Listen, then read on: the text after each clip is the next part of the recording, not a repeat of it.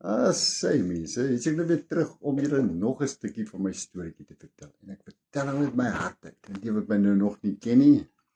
My naam is Rocco Verjoen en ek vertel net my storieetjie hoe ek as 'n Christen priester oorbeweeg het na spirituality toe. Nadat ek glad nie geglo het dat spirituality is enigstens van God af nie. Ek het geglo spirituality is duiwels. En was seker die moeilikste besluit gewees om Christianity te los vir spirituality, want ek het regtig geglo dat Christianity 'n rotsvas fondasie het. En dingetjies wat ek ontdek het in my pad om spirituality verkeerd te bewys, het my oë net oopgemaak en ek kon nie glo dat ons wyse Bybelprofessors so baie goed vir ons al weggesteek het nie. En dit het my net laat wonder. Wat gaan aan? Hoekom word daar vir ons gejok? Hoekom word die goed van ons al weggesteek? Weet ietsie stupid soos, kom ek gaan julle wys. Weet, ons sien baie vinnig dat Jesus was daar gewees en Jesus, alles wat ons in die Bybel lees oor Jesus is waar en ons moet alles glo. En tog in die waarheid sou ons vind dat niemand, absoluut niemand, het enige iets neergeskryf terwyl Jesus geleef het nie. Dekades, eeue na die dood is, het hulle besluit, kom ons skryf 'n boek oor hom. Nou vertel gou vir my. En kom ons dink net logika. As niemand niks oor Jesus geskryf het nie, hoe weet hulle wat sy gebed hy gebid het? Dood logies is daai gebed wat ons lees van Jesus Christus ons opgemaak. Hoe weet hulle wat het hy en die duiwel alleen in die woestyn oor gesels? Is opgemaak. Nou kom ons kyk vandag na nog 'n paar redes. Is daar bewyse dat Jesus Christus geleef het? Onthou mense, ek was 'n priester gewees in 'n Christenkerk. Ek het gepreek oor hierdie Jesus en almal vertel hierdie ou is waar. Hy het reg hier rondgeloop. En groot was my skok gewees toe ek uitgevind het dat daar is absoluut geen bewyse oor hom nie. Soos in niks. Nie een van die 4 apostelboeke het enige waardes nie. En dit is geskrywe dekades, eeue, tot en met 100 jaar na die dood is, deur geen ooggetuie nie. En ons priesters en pastore en dominees en ouderlinge en paus en apostels verkoop dit aan ons asof dit ooggetuie was wat dit neergeskryf het. Glo vir my, mense, daar is geen bewyse dat dit geskryf is deur ooggetuie. Maar ek wil vandag vir julle gou ding doen, maar ons kerke steek baie keer goede weg en dan speel hulle met woorde. En vandag wil ek met julle praat oor het Jesus bestaan? Is daar waarhede dit en kan ons dit bewys? En dit gaan 'n lekker praatjie wees. Kry vir julle 'n stoel, kom sit neer en dan gaan ons gesels oor hierdie Jesus, het hy bestaan? Kom ons vat gou ietsie stupids. Kom ons vat die Bybel weg. Net vir 'n oomblik. Is daar enige bewyse van Jesus se bestaan? Meeste Christene en dominees en priesters en kenners sal sê, ja maar Rocco, Josephus, hy kan bewys dat Jesus het bestaan. Nou kom ons kyk of hierdie manne reg 'n voet het op te staan. Is daar 'n fondasie op so Josephus se boeke? Nou kom ons kyk saam. En dan gaan julle vir my sê of daar waarhede is in Josephus.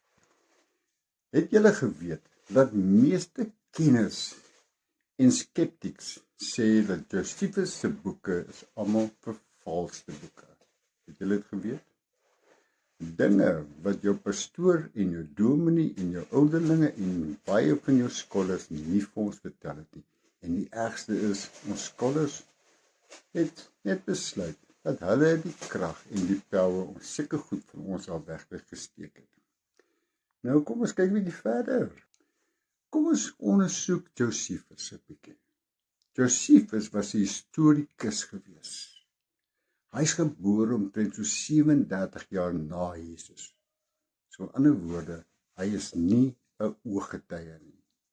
Hy het hom nie gesien nie, hy weet nie van hoe hy lyk nie, en nog minder het hy enige wonderwerk van hom gesien, of die kruisiging, of die opstanding, of enigiets nie.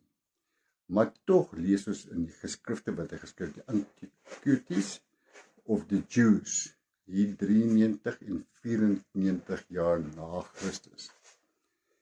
En dit is omtrent die tyd wat hy geleef het na Jesus. Josephus skryf dat Jesus was 'n wyse man geweest. Onthou, hy was nie eintlik Jesus nie, want die woordjie Heer is eers so 150, 200 jaar terug vir die eerste keer in ons Bybelboeke gesit. Voor dit was dit Josja. So tot met 200 jaar terug was dit Josja geweest. En hy het gesê ook dat Josja was 'n Christus geweest. Met ander woorde 'n Messias. As julle huiswerk mooi gaan doen, gaan julle sien dat elke tweede koning was Messias genoem geweest en nie net Josja self nie. En dan sal julle ook sien, Josephus het ook gesê dat Jesus het op die 3de dag opgestaan. Daar's geen bewyse daarvoor. Absoluut geen. Soos 'n 0, Die 4 evangelieboeke wat dit noem, is geskrywe dekades nadat hy dood is. Met ander woorde, geen bewyse daaromtrent nie. Ek persoonlik glo dat die kruisiging het nooit gebeur nie. Daar's geen bewyse dat die kruisiging gebeur het nie, en nog minder die opstanding. En dan nog 'n ding oor Josephus, is dat Josephus homself was nie 'n Christen gewees nie. So hoe sou hy geweet het dat Jesus was 'n Christus gewees? Wat 'n oomblik dink oor. En ek dink Josephus sê ook, and Christ went past. Dis die enigste stukkie bewys dat daar 'n Christus kon gewees het, 'n Jesus kon gewees het. Maar soos ek reeds vir julle gesê het, elke tweede koning was ook 'n Christus genoem gewees. So geen bewyse dat dit Jesus was nie.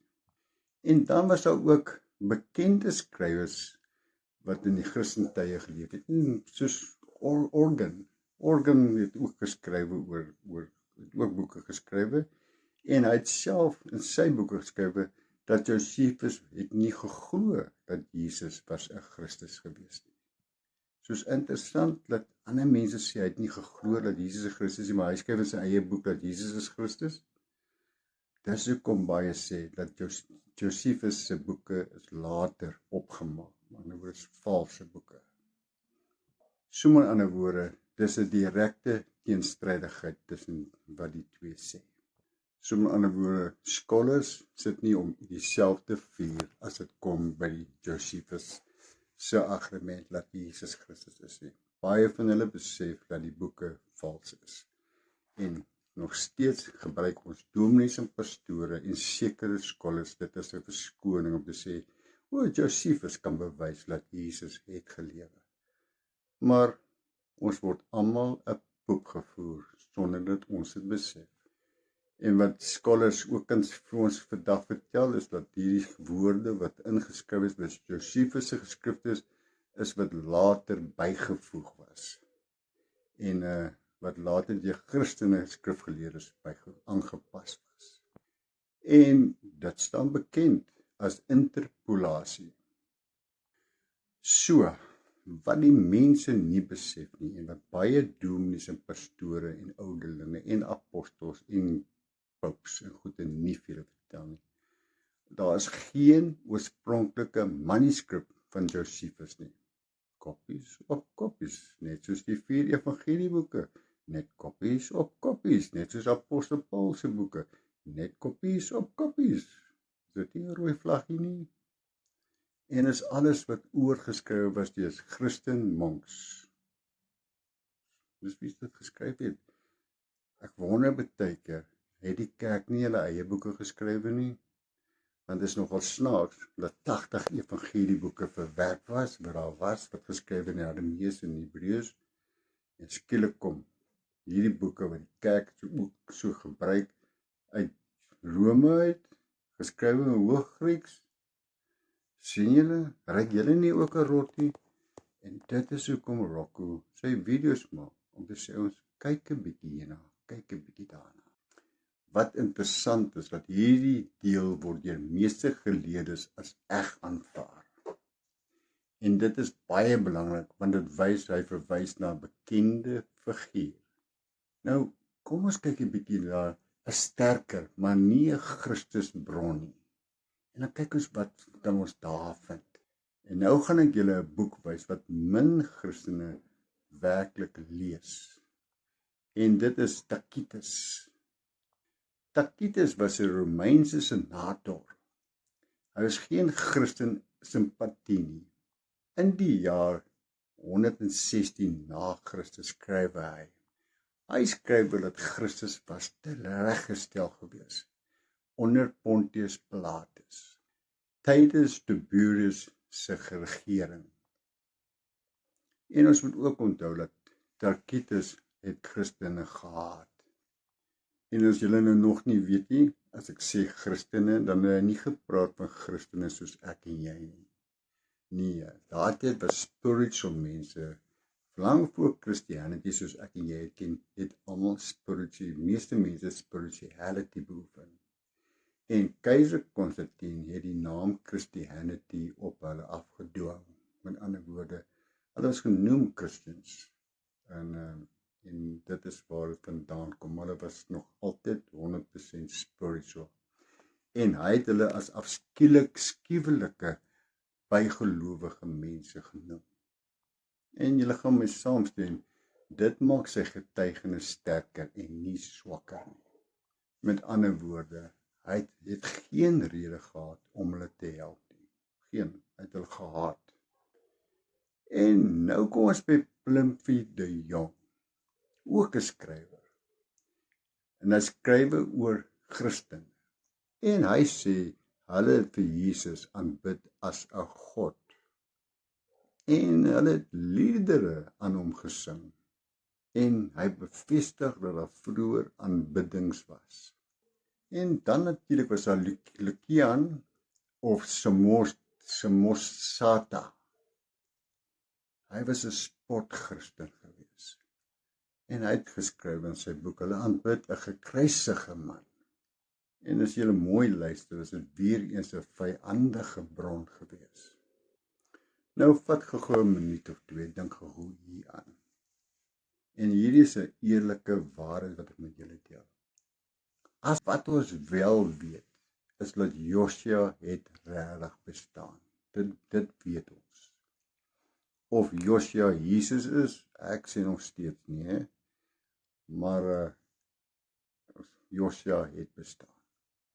Ek dink net dat Jesus is opgemaak en baie van Josia se stories is gebruik, maar ek glo dat Jesus se storieetjies is aangepas.